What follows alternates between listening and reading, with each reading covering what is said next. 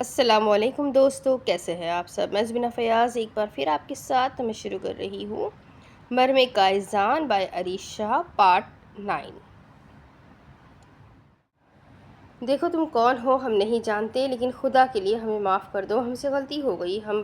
جب ہم پانچوں نے مل کر یہ ہوٹل بنایا تھا تب ہمیں اچھے خاصے پیسوں کی آفر آئی تھی، اور ہم نے یہی سوچا تھا کہ پیسہ کمانے کے لیے کوئی شارٹ راستہ ڈھونڈ لیتے ہیں، بس اسی لیے ہم اس غلط راستے پر نکل گئے۔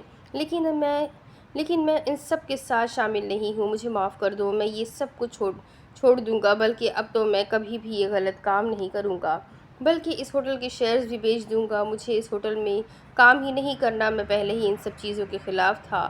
ان میں سے ایک آدمی نے فوراً ہی اپنا آپ بدلا تھا، اپنی جان بچانے کے لیے وہ سارا الزام ساتھ بیٹھے لوگوں پر لگا رہا تھا، جبکہ باقی لوگ بھی شاید ایسا ہی کچھ کرنے کا ارادہ رکھتے تھے۔ ہاں میں بھی چھوڑ دوں گا، میں بھی ہر طرح کا غلط کام چھوڑ دوں گا، خدا کے لیے مجھے بھی چھوڑ دو۔ میں بھی اس ہوٹل کے شیئرز بیچ کر ان لوگوں سے الگ ہو کر کوئی اچھا کام شروع کروں گا، لیکن پلیز مجھے جان سے مت مارنا، میرے چھوٹے چھوٹے بچے ہیں۔ دوسرے آدمی نے بھی فوراً پہلے والے کی باتوں کو اپنے الفاظ دیے تھے۔ میں نے کہا کہ زندگی تم لوگوں کے پاس ویسے بھی نہیں ہے، کیونکہ موت تو میں تم لوگوں کو دوں گا، لیکن کوشش کرو کہ یہ موت تمہارے لیے آسان ہو جائے۔ اگر تم لوگ چاہتے ہو کہ تم لوگوں کو آسان موت آئے تو میں تم لوگوں کو آخری موقع دے رہا ہوں۔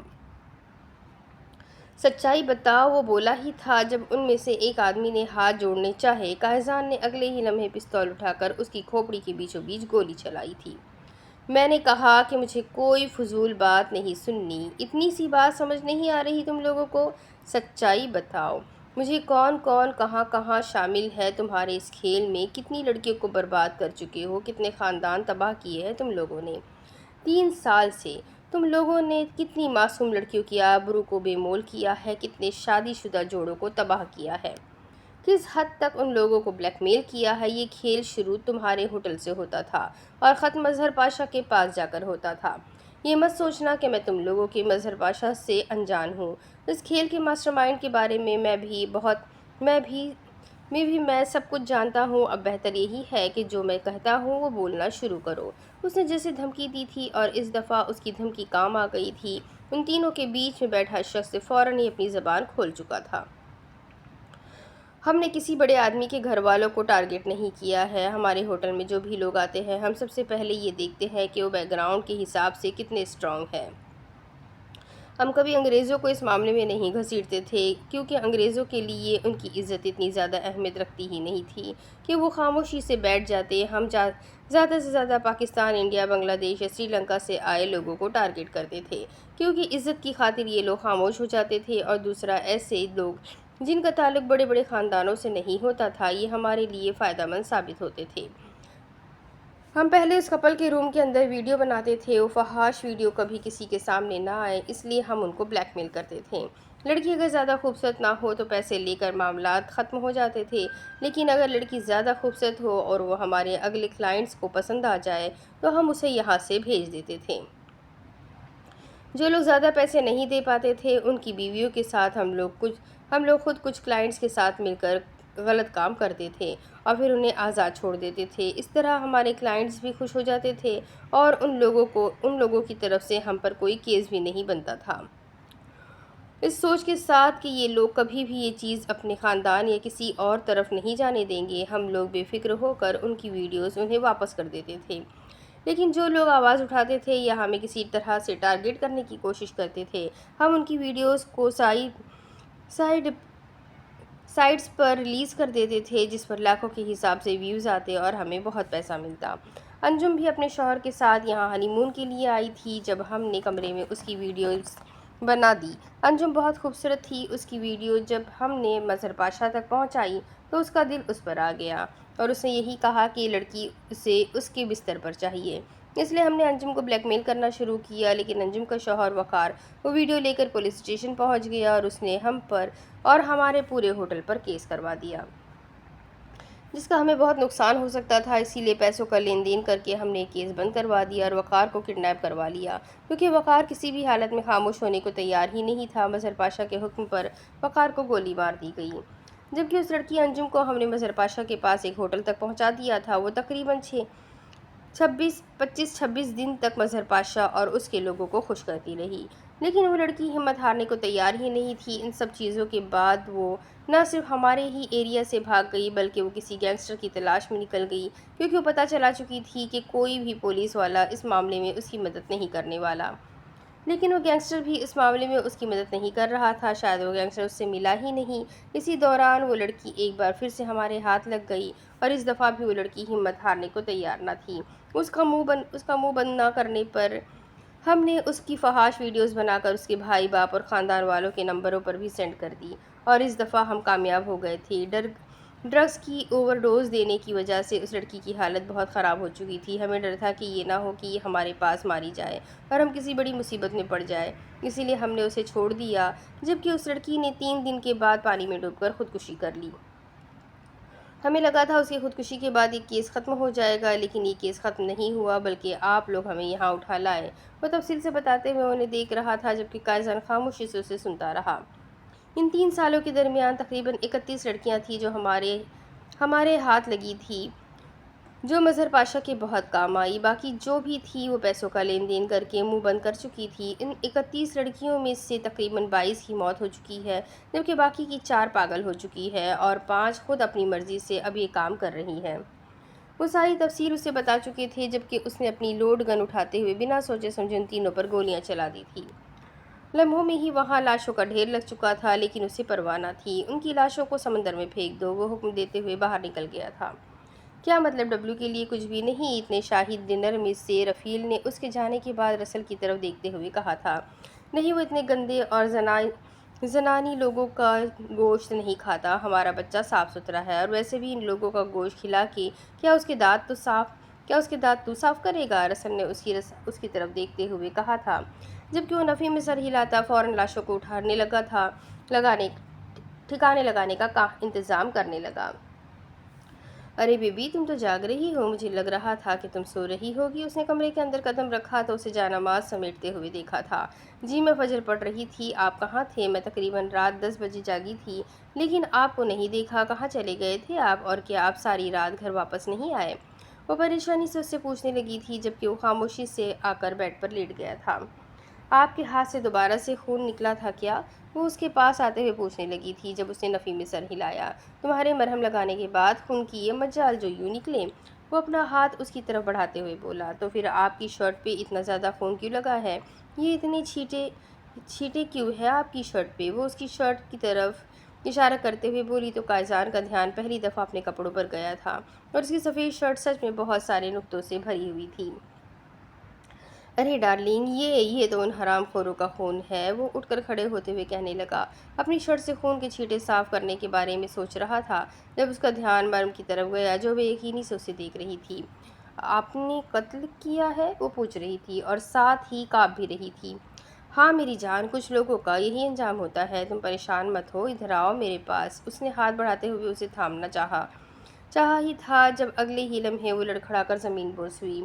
مرم کیا ہوا ہے تمہیں میری جان؟ وہ پریشانی سے اس کے گال تھپتھپانے لگا، لیکن وہ بے ہوش ہو چکی تھی۔ مرم اٹھو، کیا ہوا ہے تمہیں؟ وہ بے قرار سا اس کا گال تھپتھپا رہا تھا، لیکن دوسری طرف کوئی اثر نہیں ہوا۔ اس دفعہ وہ سچ مچ میں پریشان ہوتے ہوئے اس کے نازک سے وجود کو اٹھا کر اوپر بیڈ پر رکھ چکا تھا۔ پہلے اس کی قربت پر پریشان ہوتے ہوئے بے ہوش ہو گئی تھی، اور پھر ڈبلو کے پاس آنے پر وہ بے ہوش ہو گئی تھی، لیکن اب کیوں وہ بے ہوش ہوئی تھی؟ اب کیا وجہ تھی؟ وہ نازک دل کی تھی، گھبرا جاتی تھی، ڈرتی بہت تھی، اتنا تو وہ سمجھ چکا تھا، لیکن اس وقت تو وہ صرف اسے ایک نارمل سی بات بتا رہا تھا۔ اس طرح سے بے ہوش ہونا اسے سچ مچ میں پریشان کر گیا تھا۔ اس کی آنکھ کھلی تو وہ اس کے بالکل ساتھ لیٹا ہوا تھا۔ وہ پہلے تو ہر چیز سے انجان آگے پیچھے دیکھ رہی تھی، جب اسے یوں ہی خود پر نظر مرکوز کرتے دیکھ اس نے ایک نظر اس کے چہرے کو دیکھ کر نگاہیں جھکاتے ہوئے اٹھ کر بیٹھنے کی کوشش کی۔ آرام سے لیٹی رہو بیبی، ڈرپ لگی ہوئی ہے تمہیں، وہ اس کے ہاتھ کی طرف اشارہ کرتے ہوئے بولا تھا، جبکہ وہ خاموشی سے اٹھ کر بیٹھ گئی تھی۔ کیا ہوا تھا تمہیں؟ یوں بے ہوش کیوں ہو گئی تھی؟ کس چیز کی گھبراہٹ ہوئی ہے تمہیں؟ کون سی چیز سے خوفزدہ ہوئی ہو تم؟ مجھے بتاؤ کہ ڈبلو نے، میرے بچے نے تمہیں ڈرایا، یا وہ میری اجازت کے بنا یہاں اندر آیا تھا؟ وہ اسے سوال کرنے لگا تھا۔ کیا آپ پلیز تھوڑی دیر کے لیے یہاں سے جا سکتے ہیں؟ وہ اس سے فاصلہ بناتے ہوئے ہاتھ جوڑتے ہوئے بولی۔ میں کیوں جاؤں یہاں سے؟ میرے جانے سے بھلا کیا ہوگا؟ وہ پریشانی سے پوچھنے لگا تھا وہ اسے خود سے دور کیوں کر رہی تھی۔ سمجھ رہا ہوں تمہیں ڈبلیو سے ڈر لگ رہا ہے نا، اس نے تمہیں ڈرایا ہے میرے جانے پر، میں خود اس سے پوچھ لوں گا۔ تمہیں ڈبلیو سے ڈرنے کی ضرورت نہیں ہے، وہ تمہیں کوئی نقصان نہیں پہنچائے گا۔ مجھے اس جانور سے ڈر نہیں لگ رہا قائزان صاحب، مجھے اس وقت آپ سے ڈر لگ رہا ہے۔ خدا کے لیے پلیز مجھے چھوڑ دیجیے، پلیز پلیز مجھے تھوڑی دیر کے لیے اکیلا چھوڑ دیں۔ وہ ہاتھ جوڑتے ہوئے باقاعدہ رونے لگی تھی۔ کیا ہوا ہے تمہیں مرم، اس طرح سے ریئیکٹ کیوں کر رہی ہو؟ وہ اسے اپنے قریب کرتے ہوئے پوچھنے لگا تھا۔ اسے اس کی الٹی سیدھی حرکتوں پر اب غصہ آ رہا تھا۔ وہ ہوتی کون تھی اسے خود سے دور جانے کا کہنے والی؟ اسے اپنے پاس رکھنے کے لیے اس نے کیا کیا جتن نہ کیے تھے، اور وہ اسے خود سے دور کر رہی تھی۔ کیوں ڈر لگ رہا ہے تمہیں؟ مجھ سے بتاؤ میری جان، کیوں ڈر لگ رہا ہے؟ کیا ہوا ہے تمہیں؟ کس چیز سے خوف زدہ ہو؟ مجھے بتاؤ۔ کیا یہ شرٹ دیکھ کر تمہیں گھبراہٹ ہو رہی ہے؟ یہ میں ابھی اتار دیتا ہوں بیبی۔ وہ جلدی سے شرٹ کے بٹن کھولنے کے بجائے توڑتے ہوئے شرٹ کو اتار کر دور پھینک چکا تھا، جبکہ وہ اسے دور ہونے کی کوشش کر رہی تھی، لیکن وہ اسے خود سے لگاتے ہوئے اپنے سینے میں بھیج چکا تھا۔ اس کی پرابلم کو وہ سمجھ نہیں پا رہا تھا، جبکہ وہ اس کی باہوں میں بری طرح کانپ رہی تھی۔ وہ دوبارہ سو چکی تھی، جبکہ وہ اب تک اس کے ساتھ اس کے کمرے میں اس کے بالکل پاس لیٹا ہوا تھا۔ اس کی نگاہیں اس کے چہرے کو اپنے حصار میں لیے ہوئے تھی۔ جب وہ گہری نیند میں اتر چکی تو اس نے نرمی سے اس کے لبوں پر اپنی محبت بھری مہر لگائی تھی۔ اس کی اتنا خوفزدہ ہو جانے کے پیچھے کی وجہ وہ اب تک جان نہیں پایا تھا۔ اسے سچ میں سمجھ نہیں آیا تھا کہ وہ اتنی زیادہ کیوں ڈر گئی تھی۔ نہ جانے کیا وجہ تھی جو وہ اتنی خوفزدہ ہو گئی تھی۔ کیا وہ اس کے شرٹ پہ خون کے دھبے دیکھ کر پریشان ہو گئی تھی؟ ممکن تھا کہ وہ یہ سب دیکھ کر ڈر گئی ہو، یاور ان سب چیزوں کو یقیناً کبھی گھر تک نہیں لایا ہوگا، لیکن پھر بھی وہ جانتی تھی اس کے کام کے بارے میں، اسے پتہ تھا کہ وہ کیا کرتا ہے۔ تو پھر اس طرح خوفزدہ ہو جانے کے پیچھے کیا وجہ ہو سکتی ہے؟ وہ اس کے کسی بھی کام سے انجان تو نہیں تھی۔ وہ جانتی تھی کہ وہ ایک گینگسٹر ہے، اور ایک گینگسٹر کا کام کس طرح کا ہو سکتا ہے یہ سمجھنا مشکل تو نہیں تھا۔ وہ جانتی تھی کہ وہ قاتل ہے، اس کے بھائی نے کتنی دفعہ اس کے سامنے اسے قاتل اور سفاک کہا تھا۔ تو کیا وہ سمجھ نہیں پائی تھی اس کے کام کو، یا پھر وہ سمجھنا ہی نہیں چاہتی تھی، یا وہ یہ سب کچھ قبول ہی نہیں کر پا رہی تھی؟ وہ بری طرح سے الجھا ہوا تھا۔ اس کے لبوں پر اپنا شدت سے بھرپور لمس چھوڑتا وہ اٹھ کر کمرے سے باہر نکل آیا تھا۔ ڈاکٹر نے کہا تھا کہ اس کا خاص خیال رکھے اور اس سے فریش فروٹ دے۔ اس نے ابھی ملازم سے فریش فروٹس منگوائے تھے اور اب کچن میں آ کر ان کی کٹنگ کرنے کا ارادہ رکھتا تھا۔ اس نے چھری کا استعمال کبھی نہیں کیا تھا، کبھی ضرورت ہی محسوس نہ ہوئی تھی۔ وہ کچن کا کام کرنے میں کبھی بھی دلچسپی نہیں رکھتا تھا۔ اگر وہ کبھی کچھ بناتا بھی تو رسل اور رفیل اس سے سب کچھ کاٹ کے دیتے تھے۔ یہی وجہ تھی کہ چھری اس کے ہاتھ نہیں آ رہی تھی۔ چھری ایک طرف رکھتے ہوئے وہ فروٹس کی پلیٹ اٹھا کر باہر آ گیا، اور وہیں سائڈ پر لگے دراز سے اس نے العارش نکالا تھا جو اس نے نئے آرڈر پر تیار کروائے تھے۔ یہ ابھی استعمال شدہ نہ تھے، وہ انہیں اپنی بیوی کے فروٹس کاٹنے کے لیے استعمال کر سکتا تھا۔ وہ اپنی پسند کا العاشر نکال کر وہیں باہر صوفے پر بیٹھ گیا اور مہارت سے فروٹس کاٹنے لگا۔ باہر سے آتی عجیب سی آواز سے ڈسٹرب ہو کر مرم کی آنکھ کھل گئی تھی۔ وہ کچھ سمجھ پاتی اس سے پہلے ہی اس کا دماغ باہر سے آتی آواز میں الجھا۔ اٹھ کر دوپٹہ سر پر رکھتی باہر آئی تھی جہاں وہ بیٹھا اپنا کام کر رہا تھا۔ جس انداز میں وہ فروٹس کاٹ رہا تھا ایسا لگ رہا تھا جس سے وہ کوئی گوشت کاٹ رہا ہو۔ یہ کیا کر رہے ہیں آپ؟ وہ بہت گھبرائی ہوئی لگ رہی تھی۔ جان، یہ فروٹس کاٹ رہا ہوں تمہارے لیے، ڈاکٹر نے کہا ہے کہ تمہارے لیے بہت اچھے ہیں اور ضروری بھی۔ تمہیں اپنا بہت زیادہ خیال رکھنا ہے کیونکہ تمہیں میرا بھی تو خیال رکھنا ہے نا۔ اب اگر تم خود بیمار رہو گی تو میرا خیال کیسے رکھو گی؟ وہ پلیٹ اس کی طرف کرتا ہوا بولا تھا، جبکہ اس کا العاشر بھی اس پلیٹ والے ہاتھ میں ہی تھا۔ آپ اس سے کیوں کاٹ رہے تھے؟ وہ گھبرا کر پلیٹ پکڑ چکی تھی۔ یار، مجھے چھری کا یوز کرنا نہیں آتا نا، میں اسی سے ہی سب کچھ کاٹتا ہوں، وہ پرسکون سا بولا۔ سب کچھ؟ وہ نہیں جاننا چاہتی تھی لیکن پھر بھی زبان پھسلی۔ تم جانتی ہو میرے بارے میں، تمہیں سب کچھ پتہ ہے مرم۔ میرا کام تمہیں ہر چیز کا اندازہ ہے۔ تمہارے بھائی نے بتایا ہوگا تمہیں کہ میں کیا کرتا ہوں۔ نہیں بتایا کیا؟ وہ سوال کر رہا تھا جبکہ وہ نگاہیں جھکا گئی۔ میں قاتل ہوں، لوگوں کو کاٹنا مارنا میرا کام ہے۔ میں یہ سب کسی مجبوری میں نہیں، اپنے شوق سے کرتا ہوں، مزہ آتا ہے مجھے۔ یہ العاشر میں لوگوں کو کاٹنے کے لیے استعمال کرتا ہوں، وہ سکون سے بتا رہا تھا جبکہ وہ سن رہی تھی بنا کسی طرح کا کوئی تاثر دیے۔ فروٹس کھاؤ نا، یہ تمہارے لیے اچھے ہوں گے۔ وہ پھر سے اسے پلیٹ کی طرف متوجہ کرتے ہوئے بولا۔ جی میں کھا رہی ہوں۔ وہ اسے جواب دیتی تیزی سے ہاتھ چلانے لگی۔ یہ میرا کام ہے مرم، اور تم نے اس کے ساتھ مجھے قبول کیا ہے، اور آگے بھی تمہیں اس کے ساتھ ہی مجھے قبول کرنا ہے۔ ایک گینگسٹر کی بیوی کا یوں ڈر ڈر کر ہوش کھونا میری شان کے خلاف ہے۔ وہ اسے سمجھا رہا تھا، یعنی وہ سمجھ چکا تھا کہ وہ اس کے ڈر سے بے ہوش ہوئی تھی۔ میں یہاں پاس آؤ میرے۔ وہ کچھ کہہ رہی تھی جب اس نے اسے اپنے ساتھ بیٹھنے کا حکم دیا۔ اس کی سانس اٹک گئی تھی، لیکن مرتی کیا نہ کرتی، وہ فوراً اپنی جگہ سے اٹھ کر اس کے پاس آ گئی تھی۔ اس نے جس جگہ اسے بیٹھنے کے لیے کہا وہ وہاں بیٹھ گئی تھی۔ وہ اس کے گرد حصار بناتا اسے اپنے مزید قریب کر گیا۔ کھاؤ، یہ سارا ختم کرو۔ ویسے تم پائن ایپل اتنے شوق سے کھاتی ہو، اندازہ نہیں تھا مجھے۔ یہ مجھے بالکل پسند نہیں ہے۔ وہ مسکرا کر اسے اپنی پسند ناپسند بتا رہا تھا۔ مجھے بھی نہیں پسند، میں کبھی نہیں کھاتی۔ وہ پھر سے بولی تو اب کی بار قائزان کا بے ساختہ قہقہا بلند ہوا۔ وہ اسے یوں قہقہا لگا کر ہنستے پہلی بار دیکھ رہی تھی۔ پھر بھی کھا رہی ہو؟ میری جان، تم کہیں یہ میرے ڈر سے تو نہیں کھا رہی؟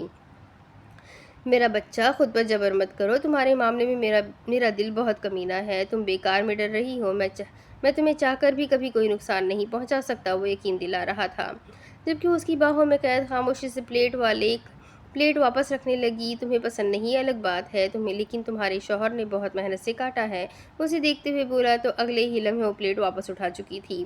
پسند ہو یا نہ ہو بیبی، میں نے تمہاری خاطر کافی محنت کی، تو تمہیں یہ کھانا چاہیے۔ وہ اپنے ہاتھ سے اسے کھلانے لگا، جبکہ وہ خاموشی سے کھا رہی تھی، بنا کسی طرح کا کوئی اعتراض کیے۔ Good, very good. اب تمہیں تھوڑا سا کھانا کھانا ہے، اس کے بعد میڈیسین۔ یہ تمہارے لیے بہت ضروری ہے، اور میں چاہتا ہوں کہ تم بالکل بھی بیمار مت ہو۔ تمہاری بیماری میں افورڈ نہیں کر سکتا میری جان۔ جب کھانا لگاؤ، اس نے ملازم کی بات دیکھتے ہوئے کہا تھا۔ میں کافی زیادہ کھا چکی ہوں، اب مزید کچھ نہیں کھا سکتی۔ اس نے فروٹس کی طرف اشارہ کیا تھا جب اس نے اسے گھور کر دیکھا۔ دونوں مل کر کھانا کھائیں گے، اس نے اپنے لفظوں پر زور دیتے ہوئے کہا، تو بس ہاں میں سر ہلا گئی۔ گڈ، مجھے تمہاری یہی بات تو اچھی لگتی ہے کہ تم میری ہر بات کو بہت اچھے طریقے سے سمجھ جاتی ہو، اس نے مسکراتے ہوئے کہا تھا جب رسل اور رفیل دونوں آگے پیچھے وہاں داخل ہوئے۔ السلام علیکم، یہ تم کیا کر رہے ہو؟ رسل نے سلام کرتے ہوئے اس کے ہاتھ میں موجود الاشر کو دیکھ کر پوچھا تھا۔ میں اپنی بیوی کے لیے فروٹس کاٹ رہا تھا، وہ سر کے اشارے سے سلام کا جواب دیتے ہوئے بولا تھا۔ کیا تم اس کے ساتھ فروٹس کاٹ رہے تھے؟ وہ پریشانی سے کہنے لگا تھا۔ ہاں، کیونکہ میرے ہاتھ میں چھری نہیں آ رہی تھی، اور تم لوگ جانتے ہو چھری سے کچھ کاٹنا مجھے آتا نہیں ہے، سو میں نے اسی کا استعمال کر لیا، ویسے بھی یہ یوز نہیں تھا۔ اس نے اپنی بات مکمل کرتے ہوئے وہیں سائیڈ کی دراز پر اسے رکھ دیا، جبکہ ان دونوں نے ایک نظر مرم کو دیکھا تھا جو کافی زیادہ گھبرائی ہوئی لگ رہی تھی۔ اب کیسی طبیعت ہے تمہاری، اور تم بات بات پہ بے ہوش کیوں ہو جاتی ہو؟ رفیل نے اس کی طرف دیکھتے ہوئے سوال کیا۔ ڈاکٹر نے کہا ہے کہ کافی زیادہ ڈر جاتی ہے، کسی چیز سے گھبرا جاتی ہے، مجھے اس کا خیال رکھنا ہوگا۔ خیر، اس کا خیال تو میں رکھ ہی لوں گا، تم لوگوں کو فکر کرنے کی ضرورت نہیں۔ جاؤ، تم جا کر ڈبلیو کو گھما پھرا کر لے آؤ، کافی دن سے وہ گھر سے باہر نہیں نکلا، کافی بور ہو رہا ہے۔ تم ایسا کرو کہ 1 گھنٹہ اسے جنگل کی طرف سے گھما کر لے آؤ۔ اس نے رفیل کو حکم دیا تھا، جس پر اس نے فوراً ہی سر ہلا دیا تھا، کیونکہ اور کسی چیز میں مزہ آتا ہو یا نہ آتا ہو، لیکن اسے گھمانے لے کر جانے میں اسے بہت مزہ آتا تھا، کیونکہ ڈبلیو کا ایک الگ ہی سویگ تھا۔ جنگلی جانور ان کے آس پاس نہیں بھٹکتے تھے، کیونکہ اتنا خطرناک چیتا کسی کو بھی ڈرا سکتا تھا، اور جب وہ گھومنے پھرنے جاتا تھا تب کسی طرح کی کوئی مستی مذاق نہیں کرتا تھا، وہ اپنی واک کر کے واپس آ جاتا تھا، اور اس سے بھی کوئی پریشانی نہیں ہوتی تھی۔ مجھے کچھ ضروری کام ہے، میں باہر جا رہا ہوں، تم تب تک آرام کر لو، مجھے آنے میں تھوڑا وقت لگ جائے گا۔ ان میڈیسنز میں ایک نیند کی بھی گولی ہے، ڈاکٹر کے مطابق تمہارے یہاں اور پاکستان کی ٹائمنگ میں تھوڑا بہت چینج ہوا ہے، جس کی وجہ سے تمہاری نیند کا وقت بھی متاثر ہو گیا ہے، تم یہاں ٹھیک سے نیند پوری نہیں کر پا رہی ہو، ٹائمنگ ڈسٹرب ہو رہی ہے تمہاری، اس لیے تمہاری نیند کو برابر کرنے کے لیے ایک میڈیسن ہے جو تمہیں ٹائم ٹو ٹائم لینی ہے۔ یہ گولی کھانے کے بعد تمہیں نیند آ جائے گی، اور تم آرام کرو، یقیناً جب تم جاگو گی تب کافی بہتر محسوس کرو گی۔ وہ ساری دوائیاں اسے کھلاتے ہوئے بتا رہا تھا، جبکہ وہ فوراً ہی اس کی بات پر عمل کرتے ہوئے گولی اپنے منہ میں لے چکی تھی۔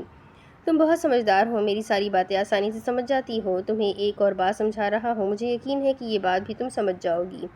قائزان کاظمی، اس نام سے یہاں کے لوگ کانپتے ہیں، کیونکہ میں اچھا انسان نہیں ہوں، اور میں کبھی اچھا انسان بن نہیں سکتا۔ میں جیسا ہوں تمہیں ویسے کے ساتھ ہی گزارا کرنا ہے، میں کبھی بدلوں گا نہیں۔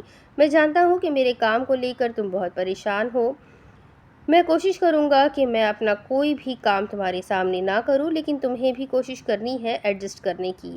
یہ بہت مشکل ہے جانتا ہوں میں، لیکن تمہیں گزارا تو کرنا ہی پڑے گا، کیونکہ جب تم نے مجھے قبول کیا تھا نا، تب میں نے تمہیں کسی طرح کے دھوکے میں نہیں رکھا تھا۔ میں جو ہوں تمہارے سامنے ہوں، میں نے سچ بیان کر کے ہی تم سے نکاح کیا تھا، اسی لیے اب یہ ڈرنا گھبرانا سب فضول ہے۔ قائزان کاظمی نے تمہیں کسی طرح کے دھوکے میں نہیں رکھا، یہ بات یاد رکھنا۔ قائزان کاظمی نے کبھی کسی کے ساتھ دھوکا نہیں کیا۔ تم تو اس دل کی دھڑکن ہو، قائزان کاظمی کے لیے اس کے جینے کی وجہ ہو۔ وہ تمہیں کبھی دھوکا نہیں دے گا، اور وہ تمہیں کبھی خود کو کوئی دھوکا دینے بھی نہیں دے گا۔ میرے ساتھ ہوشیاری کرنے کی کوشش بھی مت کرنا، میں بہت خطرناک انسان ہوں۔ اگر میں اپنے دل کی بات کروں اور تمہارے معاملے میں اپنے جذبات کی بات کروں نا، تو مرم بیبی، تمہارے لیے قائزان کاظمی 99% ایک بہت ہی اچھا انسان ہے، ایک ہیرو ہے، لیکن وہ 1% تمہیں بہت نقصان میں مبتلا کر سکتا ہے، بہت زیادہ۔ میں تمہارے لیے ولن نہیں بننا چاہتا، کبھی بھی نہیں۔ تو بہتر ہوگا کہ اپنی ساری ہوشیاریاں اور چالاکیاں اس کمرے سے باہر تک رکھ دو۔ اس کمرے کے اندر سچے جذبات اور سچے احساسات ہوں گے۔ آئی میری بات سمجھ میں؟ وہ اس کا چہرہ اپنے ہاتھوں میں تھامتے ہوئے بولا تو مرم نے فوراً ہاں میں سر ہلایا تھا، جبکہ اس نے مسکراتے ہوئے اس کے لبوں کو چوما اور کمرے سے باہر نکل گیا۔ وہ کتنی ہی دیر وہیں کھڑی کانپتی رہی تھی۔ صرف اس کے ایک بار اس انداز میں ڈر کر بے ہوش ہونے پر وہ اپنا آپ اس پر ظاہر کر گیا تھا۔ وہ صاف الفاظ میں کہہ چکا تھا کہ وہ نہ تو کبھی بدلا ہے اور نہ ہی آگے کبھی بدلنے والا ہے۔ وہ جو ہے جیسا ہے، مرم کو اسے ویسے ہی قبول کرنا ہوگا۔ وہ اسے صاف الفاظ میں بتا چکا تھا کہ وہ ایک قاتل ہے، ایک گینگسٹر ہے، اور فیوچر میں بھی وہ ایسا ہی رہنے والا ہے، تو اسے ہر حالات میں اس کے ساتھ ایڈجسٹ کرنا ہوگا۔ وہ اسے دھوکہ نہیں دے سکتی تھی، وہ اس کی کسی چیز سے انجان نہیں تھا، بس اسے معاف کر رہا تھا، اسے موقع دے رہا تھا۔ اس کی ایک غلطی اسے موت کی گہری کھائی میں اتار سکتی تھی۔ وہ جانتا تھا کہ وہ اپنے بھائی کے ساتھ مل کر اس کے خلاف کیا کام کر رہی ہے، وہ ایک ایک چیز سے واقف تھا۔ پھر بھی وہ زندہ تھی تو صرف اور صرف اس وجہ سے کیونکہ وہ اسے زندہ چھوڑ رہا تھا، ورنہ اسے ختم کرنا بھی اس کے لیے مشکل نہیں تھا۔ وہ اتنا تو سمجھ ہی چکا تھا کہ اسے اپنی جان کتنی پیاری ہے۔ کیا ان لوگوں کو صرف مارنا ہی ہمارا مقصد تھا؟ میرا مطلب ہے ان سے تو ہم نے کچھ پوچھا ہی نہیں۔ رفیل چہرے پر ماسک لگائے قائزان کے پیچھے چلتا پوچھ رہا تھا۔ وہ آج ایک بہت بڑے ہوٹل میں آئے ہوئے تھے، وہاں میٹنگ روم میں لگے CCTV کیمرے کو تباہ کر کے وہ منٹوں میں ہی وہاں موجود تقریباً 3 لوگوں کا کام تمام کر چکے تھے۔ ہاں، ان لوگوں کو ختم کرنا ہی ہمارا مقصد تھا، ہمیں ان سے کچھ بھی نہیں جاننا تھا۔ جو انفارمیشن ہمیں مظہر پاشا کے بارے میں چاہیے تھی وہ ہمیں مل چکی ہے، اور یہاں تو ہم صرف ان 8 لوگوں کو ختم کرنے آئے تھے جو اس وقت یہاں مصر میں موجود تھے۔ باقی کے لوگوں کو ہم نے سعودیہ جا کر ختم کرنا ہے، کیونکہ یہاں پر ان کی گینگ کے صرف 8 ہی لوگ تھے جو بڑے پیمانے پر یہ کام کر رہے تھے۔ رسل نے اسے جواب دیا تھا۔ مطلب قائزان سعودیہ جائے گا، لیکن ہم نے تو 15 دن کے بعد اس کی ترکی کی ٹکٹس کا انتظام کروانا تھا۔ وہ کچھ کنفیوز ہوتا گاڑی کا دروازہ کھول کر اندر بیٹھا تھا۔ ہم لوگ سعودیہ جائیں گے ڈفر، قائزان ترکی جائے گا مظہر پاشا اور اس کی ٹیم کے 3 لوگوں کے پاس، جبکہ 4 آدمی سعودیہ میں ہیں جن کا کام ہم دونوں نے تمام کرنا ہے۔ بالکل قائزان والے انداز میں، رسل نے کافی ایکسائٹڈ ہوتے ہوئے کہا تھا۔ کیا مطلب؟ الاشر استعمال کر کے؟ میں پہلے بتا رہا ہوں، میں اس ٹوکے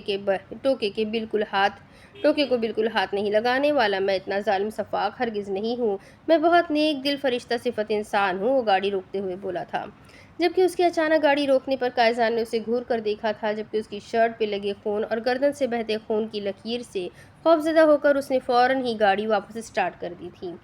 سوری، میں بس یہ بتا رہا تھا کہ میں کسی بھی قیمت پر وہ اس کے ہتھیار کو استعمال نہیں کروں گا، اس نے قائزان سے گھبراتے ہوئے کہا تھا، کیونکہ اسے اس کی سرخ آنکھوں سے بھی اب ڈر لگنے لگا تھا۔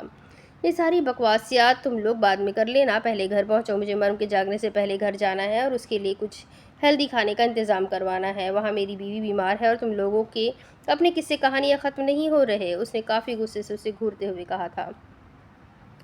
سوری، میں تو بس بتا رہا تھا۔ خیر فکر مت کرو، مرم ٹھیک ہو جائے گی، بس اسے سب کچھ قبول کرنے میں تھوڑا وقت لگ جائے گا، اور پھر جو اس کے بھائی نے اسے پٹیاں پڑھائی ہیں ان کو ذہن سے نکالنے میں بھی کافی وقت لگنا ہے، لیکن مجھے یقین ہے کہ زیادہ ٹائم نہیں لگے گا، وقت رہتے وہ نارمل ہو جائے گی، رسل نے اسے یقین دلاتے ہوئے کہا تھا، جبکہ وہ جواب میں کچھ نہیں بولا تھا۔ وہ واپس آیا تو دیکھا مرم اب بھی سو رہی تھی، شاید دوائی اثر کر رہی تھی اس پر۔ اس کے قریب آتے ہوئے اس نے بہت محبت سے اس کا ماتھا چوما تھا۔ لیکن پھر خیال آیا کہ اس کے کپڑے آج بھی کل کی طرح کافی زیادہ گندے ہو گئے ہیں۔ اس سے پہلے کہ مرم جاگ کر ایک بار پھر سے اس کے کپڑوں سے خوفزدہ ہو جائے، اس نے چینج کرنا بہتر سمجھا تھا۔ فریش ہو کر وہ باہر نکلا تو وہ اب تک سو رہی تھی، پھر یہ سوچ کر کہ جب تک جاگتی ہے وہ اس کے لیے کچھ اچھا بنوا لے گا، وہ باہر آ گیا تھا۔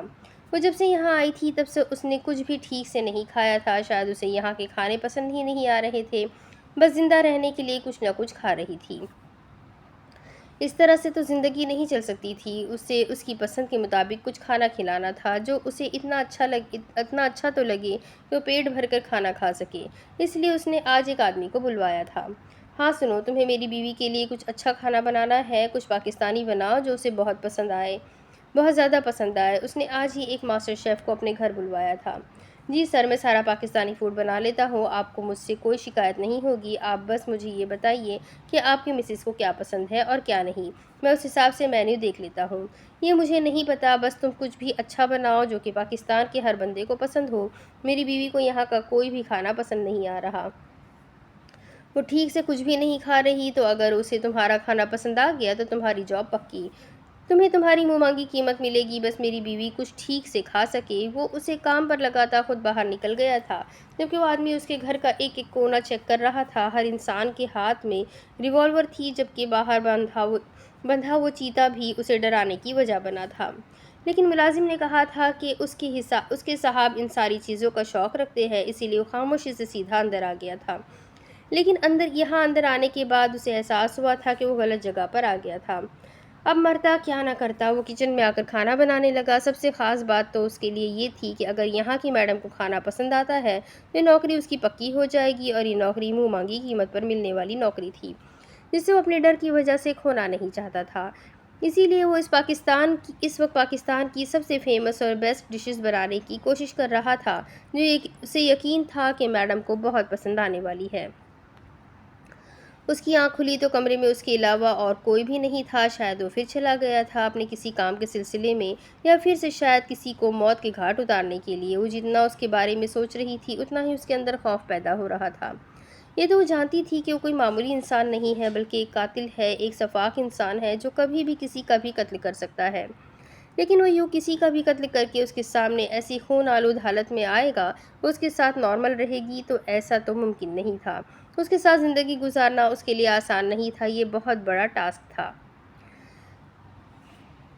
جب اس کے بھائی نے اسے کہا تھا کہ اسے اس گھر میں رہ کر اس کے خلاف کوئی ثبوت ڈھونڈنا ہوگا تو وہ راضی ہو گئی تھی، کیونکہ اسے شروع میں یہی لگا تھا کہ وہ اس کے خلاف ثبوت ڈھونڈنے میں کامیاب ہو جائے گی اور اسے جیل ہو جائے گی، اور جب وہ واپس لوٹ کر آئے گا تب ایک اچھا انسان ہوگا، اور وہ انسان اس کے لیے بھی اتنا ہی اچھا ثابت ہوگا۔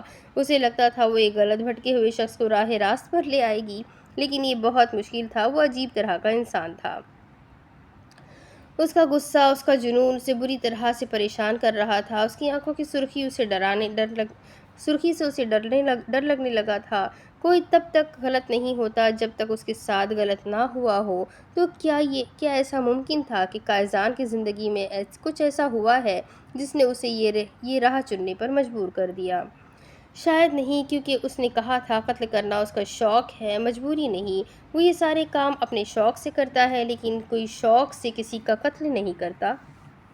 وہ اس کا شوہر تھا، اس کے بارے میں سب کچھ جاننا اس کا حق تھا، اور اسے غلط راستے سے صحیح راستے پر لانا اس کا فرض تھا، اور وہ اپنا فرض نبھائے گی، وہ پیچھے نہیں ہٹ سکتی تھی۔ اپنی ہی سوچوں میں الجھی وہ آ کر کھڑکی پر کھڑی ہوئی تھی، جہاں وہ اسے نیچے لان میں نظر آیا تھا۔ اس کے پیروں کے پاس فٹ بال پڑا تھا جو اس نے پوری شدت سے پیر سے کک کر کے آگے کی طرف پھینکا تھا، جو اگلے ہی لمحے ڈبلیو کے پیروں کے پاس آیا، اور ڈبلیو نے بھی بالکل اسی کے انداز میں اس فٹ بال کو کک کیا تھا۔ وہ کافی دیر تک ان لوگوں کی کھیل کود کو دیکھتی رہی۔ وہ دونوں ہی اس کھیل میں ماہر لگتے تھے، وہ دونوں ایک دوسرے کو ہرانے کی کوشش کر رہے تھے، لیکن شاید ڈبلیو کے لیے ممکن ہی نہ تھا کہ وہ اسے ہرا سکے۔ وہ کتنی ہی دیر اسے دیکھتی رہی، جب اس نے نظر اٹھا کر کھڑکی کی طرف دیکھا۔ اس کے دیکھنے پر ایک بار اس کا دل چاہا کہ وہ وہیں سے کھڑکی بند کر کے اندر ہو جائے اور اس کی نظروں سے چھپ جائے، لیکن اس نے ایسا نہیں کیا تھا۔ وہ مسکرا کر اسے اشارہ کر رہا تھا، جبکہ ڈبلیو بھی وہیں اس کے پاس آ کر رکتا گول گول گھومنے لگا۔ اس سے پہلے کہ وہ نیچے آنے کا اشارہ کرتا، وہ ہاتھ ہلاتی کھڑکی سے ہٹ گئی تھی، جبکہ وہ ایک بار پھر سے اپنے کھیل میں مصروف ہو گیا۔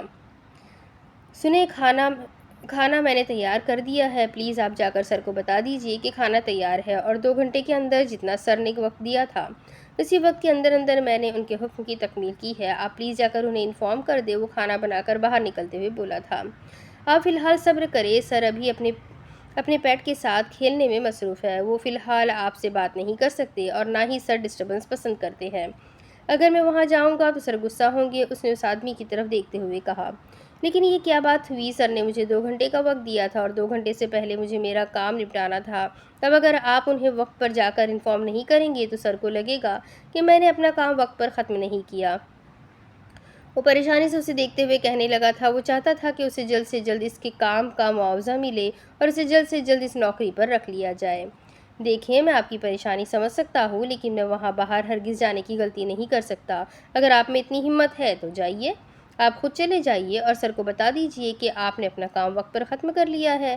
اس نے باہر کی طرف اشارہ کیا تھا جہاں وہ بڑا سا چیتا اس وقت اس کے ساتھ فٹ بال کھیلنے میں مصروف تھا۔ خدایا، یہ تو بہت ہی خطرناک جانور ہے، سر کتنے مزے سے اس کے ساتھ کھیل رہے ہیں، کسی چیز کا ڈر نہیں، خوف نہیں، ماننا پڑے گا سر کو، انہیں کیا ان چیزوں سے ڈر نہیں لگتا؟ وہ پریشانی سے پوچھنے لگا تھا، جبکہ ساتھ کھڑے ملازم نے کندھے اچکا دیے تھے۔ مزید شاید وہ کوئی بات کرنا نہیں چاہتا تھا، اسی لیے اسے زیادہ لفٹ بھی نہ کروائی تھی، جبکہ وہ ایک نظر اسے دیکھتا خود واپس کچن کی طرف چلا گیا تھا۔ تھوڑی دیر کے بعد واپس آیا تو دیکھا کہ قائزار اپنے چیتے کو اندر پنجرے میں جانے کا اشارہ کر رہا تھا، جبکہ وہ بھی آہستہ آہستہ پنجرے کی طرف جا رہا تھا۔ شاید ابھی اس کا کھیل ختم کرنے کا موڈ نہیں تھا، لیکن شام کے 6 بج چکے تھے اور اس کا وقت ختم ہو چکا تھا۔ آپ یہیں رکے، میں تب تک سر کو بتا کر آتا ہوں کہ آپ نے اپنا کام وقت پر ختم کر لیا ہے۔ آپ پریشان نہ ہو، میں انہیں بتا دوں گا کہ آپ نے ان کے دیے ہوئے وقت پر ہی اپنا کام ختم کیا تھا۔ وہ اسے ریلیکس کرتے ہوئے وہاں سے باہر نکل گیا تھا، جبکہ وہ ماسٹر شیف اب واپس اندر کچن کی طرف جانے ہی والا تھا جب مرم کو کمرے سے نکلتے دیکھا۔ السلام علیکم میم، میرا نام حمزہ ہے اور میں آپ کے لیے اسپیشل کھانا بنا رہا ہوں۔ یقیناً آپ کو میرے ہاتھ کا کھانا بہت پسند آئے گا۔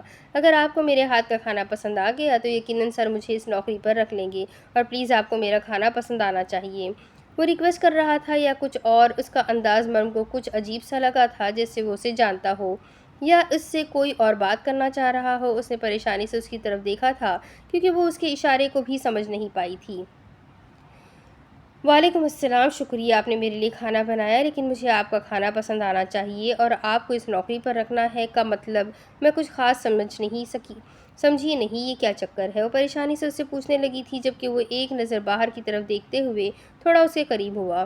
مجھے یہاں آفیسر یاور نے بھیجا ہے اپنے مشن کے لیے، میں یہیں رہ کر یہاں کی چیزیں چیک کروں گا۔ مطلب کہ مجھے اس کام کے لیے ہائر کیا گیا ہے۔ وہ آپ سے جو کام کروانا چاہتے تھے وہ کرنے میں آپ ناکام رہی ہے، اس لیے مجھے یہاں بھیجا گیا ہے۔ انہوں نے مجھ سے کہا ہے کہ میں بس آپ کو یہ بتا دوں، باقی آپ سب سنبھال لیں گی۔ آپ کو کھانا پسند آ جانا چاہیے تاکہ میری یہاں پر نوکری پکی ہو جائے۔ وہ اس تفصیل سے بتا رہا تھا، جبکہ اس کی بات سن کر اس کی پوری آنکھیں کھل چکی تھی۔ اللہ اللہ، آپ کا دماغ تو خراب نہیں ہو گیا؟ آپ یہاں پر نوکری کے سلسلے میں آئے ہیں؟ آپ کو پتہ ہے وہ آدمی کتنا خطرناک ہے؟ ابھی کل صبح وہ 5 بندوں کو مار کر یہاں آیا تھا، اس کی شرٹ خون سے بھری ہوئی تھی۔ اتنا خطرناک انسان ہے کہ بات بات پر لوگوں کے قتل کرتا ہے، اور آپ یہاں آ گئے۔ پلیز آپ جائیے یہاں سے، وہ آپ کو مارنے میں 1 سیکنڈ نہیں لگائے گا۔ میرا اور ان کا معاملہ الگ ہے، میں ان کی بیوی ہوں، شاید وہ مجھ سے محبت بھی کرتے ہیں، لیکن آپ اپنی جان کے دشمن بنے ہوئے ہیں۔ پلیز چلے جائیے یہاں سے، اس سے پہلے کہ وہ یہاں پر آ جائے اور انہیں آپ پر شک ہو جائے۔ وہ بہت چالاک ہے، میرے بھائی کو ایک نظر میں دیکھ کر وہ پہچان گئے تھے کہ وہ ایک سیکرٹ ایجنٹ ہے۔ یہ بھی جان چکے تھے کہ وہ یہاں اس گھر میں کس مقصد سے آئے ہیں، وہ مصر کس لیے آئے ہیں، انہیں سب کچھ پتہ چل گیا تھا۔ تو آپ اندازہ نہیں لگا سکتے کہ ان کی چھٹی حس کتنی تیز ہے۔ وہ اسے سمجھانے کی کوشش کر رہی تھی یا شاید ڈرانے کی کوشش کر رہی تھی، جو بھی تھا، لیکن وہ آدمی اسے ریلیکس کرنے کی کوشش کر رہا تھا جب اچانک پیچھے سے آتی آواز نے ان دونوں کی دھڑکنیں تیز کر دی تھی۔ ڈارلنگ، میں اتنا بھی خطرناک نہیں ہوں یار۔ اب اس کے آگے کیا ہوگا یہ جاننے کے لیے آپ لوگوں کو کل تک کا انتظار کرنا پڑے گا۔ بہت مزیدار ہے، اب اس شیف کے ساتھ کیا ہونے والا ہے یہ ضرور جاننا ہے، تو جلدی سے ویڈیو کو لائک کریں، چینل کو سبسکرائب کریں، بیل آئیکن کو ضرور دبا دیں۔ ملتے ہیں اگلے ویڈیو میں، تب تک کے لیے اپنا خوب سارا خیال رکھیں، مجھے بھی دعاؤں میں یاد رکھیں۔ اللہ حافظ۔